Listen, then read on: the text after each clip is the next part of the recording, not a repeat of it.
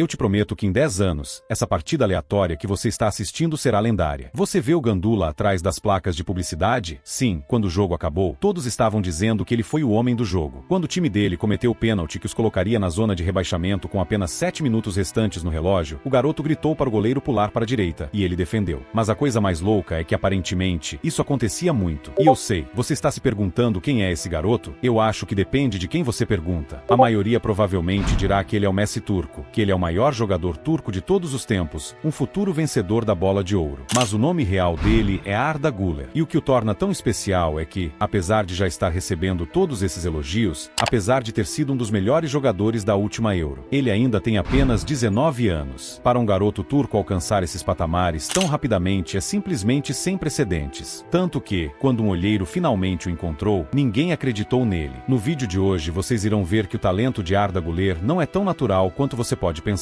Seu pai o moldou para ser o jogador que ele é hoje. Como o próprio pai admitiu, nunca tivemos pessoas canhotas na família, mas desde que ele era bebê, sempre que eu colocava balões ou bolas de futebol na frente dele, eu só deixava ele usar o pé esquerdo. Quando o garoto se mudou para a academia do Gensler Birliğ aos 9 anos de idade, ele já tinha toda a sua carreira planejada. Ele continuava dizendo a todos que, daqui, vou para o Fenerbahçe, depois para a Europa quando eu tiver 18 anos, e todos acreditavam nele. Seus treinadores tinham dificuldade em entender como era possível que ele fosse tão bom. Um deles até disse à imprensa, era como se a bola fosse um dos seus órgãos, parte do seu corpo. Com 13 anos de idade, ele já era tão hipnotizante que o presidente do clube, Murat Kavav, havia repetidamente dito à diretoria que o menino não deveria ser vendido por menos de 1 milhão. Apenas um ano depois, um olheiro do Fenerbahçe chamado Serhat Pekmesi estava sentado nas arquibancadas esperando assistir a outro garoto quando, em suas próprias palavras, uma vez lá, tudo que eu conseguia ver era Arda. No final do jogo, eu segui até o carro do pai dele. Eles me levaram para sua casa. Todo o quarto dele era do Fenerbahçe, posteres por todas as paredes. Ele me disse que o sonho dele era se tornar o próximo Alex. Mas eu acho que tudo parecia bom demais para ser verdade porque, quando Serhat contou ao clube sobre esse garoto que ele afirmou poderia ser titular do Fenerbahçe até os 15 anos, o próprio presidente praticamente o expulsou, achando que ele estava inventando histórias. Em suas próprias palavras, ninguém me levou a sério, eu me senti como Dom Quixote, como se estivesse imaginando coisas, mas eu não desisti. Correndo o risco de perder meu emprego, preparei um DVD com os melhores momentos de Arda e implorei ao motorista do presidente para mostrar a ele. Apenas alguns dias depois, ele já estava ligando para ele, perguntando quanto ele deveria pagar pelo garoto, mas quando Serhat lhe disse, eu pagaria $500 mil sem pensar duas vezes, e assim aconteceu. Uma vez no clube, embora a pandemia o tenha impedido de estrear aos 15 anos e tornar a profecia de Serhat realidade, ele praticamente se juntou ao Sub-19 imediatamente, e apenas alguns meses depois, o treinador Vitor Pereira já o havia promovido para o treinamento da equipe principal, dizendo à imprensa que trabalhei na academia do FC Porto por anos e posso dizer que não vi muitos jogadores chegarem ao nível de Arda. Mas o fato é que ele ainda estava longe de alcançar seu potencial máximo. Naquele momento, apesar da diferença de 4 anos entre ele e seus companheiros de equipe, Arda tinha marcado 7 gols e dado 4 assistências em 19 partidas. Por mais impressionante que isso fosse, no momento em que chegaram aos playoffs, ele contribuiu com 6 gols em apenas 3 jogos, e apenas 2 partidas após o início da nova temporada, ele finalmente fez sua estreia. No jogo seguinte, entrou com 3 minutos restantes e conseguiu sua primeira assistência, e na terceira partida, ele substituiu o próprio Mesut Özil. Com 16 anos, ele estava literalmente tomando o lugar de um de seus maiores ídolos no clube dos seus sonhos. E logo, graças em grande parte a Güler, não haveria mais Özil para ser substituído. Nos 2 meses seguintes, Güler provou que aqueles jogos dos playoffs não foram sorte, não só conseguindo 9 contribuições para gols em apenas 6 partidas com Sub-19, mas também sendo convocado para a seleção turca Sub-17 e conseguindo mais 3 contribuições em 3 partidas. Vitor Pereira foi demitido, e com o novo técnico Ismail Kartal querendo mudanças, ele chamou Güler para jogar na Conference League, e o garoto entrou imediatamente com 2 assistências contra o Slavia Praga, uma em casa e outra impressionante jogando fora. De alguma forma conseguindo sua primeira titularidade na liga entre esses 2 jogos e ainda levando o prêmio de melhor em campo com impressionantes 87% dos votos. Naquele ponto, todo o país estava ao lado de Güler. Em cada jogo, os torcedores do Fenerbahçe cantavam seu nome, esperando que o técnico colocasse em campo, e assim, com 10 jogos restantes na temporada da liga, Kartal se viu a 20 pontos do topo da tabela, preso em um empate de 2-2 contra o Alanyaspor, e sabendo que Güler havia acabado de levar a seleção Sub-17 da Turquia para a Euro com mais 2 gols nos jogos finais de qualificação, ele cedeu às exigências dos torcedores, e pela última vez, Özil foi substituído por Güler. E não só ele já havia colocado o time na frente apenas 3 minutos depois, tornando-se o jogador mais jovem a marcar pelo Fenerbahçe, mas ele também conseguiu 2 assistências, transformando mostrando que parecia ser um jogo para esquecer em uma humilhação de 5-2. A partir daí, não havia como negar que esse jovem de 16 anos merecia mais tempo de jogo, então foi decidido que ele seria escalado para todos os jogos restantes da temporada. Ele liderou o time em uma sequência de 7 vitórias consecutivas, conseguindo não apenas mais 2 gols e uma assistência, mas mudando cada jogo no momento em que entrava. Mesmo que raramente jogasse mais de 20 minutos, Güler teve uma média de um gol a cada 44 minutos durante toda a temporada. Era um fato que nem mesmo Messi em sua melhor fase havia conseguido números tão absurdos. Então, com aquele drible suave de pé esquerdo, os fãs turcos não puderam resistir à comparação. Antes que percebêssemos, Arda Güler havia se tornado o Messi turco. Seu valor de mercado aumentou 10 vezes e surgiram ofertas do Arsenal e do Bayern de Munique. Então, quando em sua terceira temporada, o lendário Jorge Jesus, que é notoriamente conhecido por se recusar a trabalhar com jogadores mais jovens, assumiu o time e prosseguiu expulsando Ozil do clube, preferindo estender o contrato de Arda por mais 3 anos antes de lhe entregar a camisa 10. Com Jesus ainda insistindo em mantê-lo no banco, apesar de tudo que havia acontecido, logo em sua primeira partida da temporada na Liga, Güler entrou tarde e adicionou mais 2 gols à sua contagem. O tempo de jogo nunca mais foi um problema. Quando a temporada da Liga terminou, apesar de ter perdido o título jogado apenas um pouco mais de 900 minutos, Güler havia criado 40 chances de gol, literalmente o recorde de todos os tempos da Liga se você olhasse a taxa em que ele acumulava assistências esperadas. Apenas 7 jogadores na Europa conseguiam superá-lo, e entre eles estavam Messi, Neymar e De Bruyne.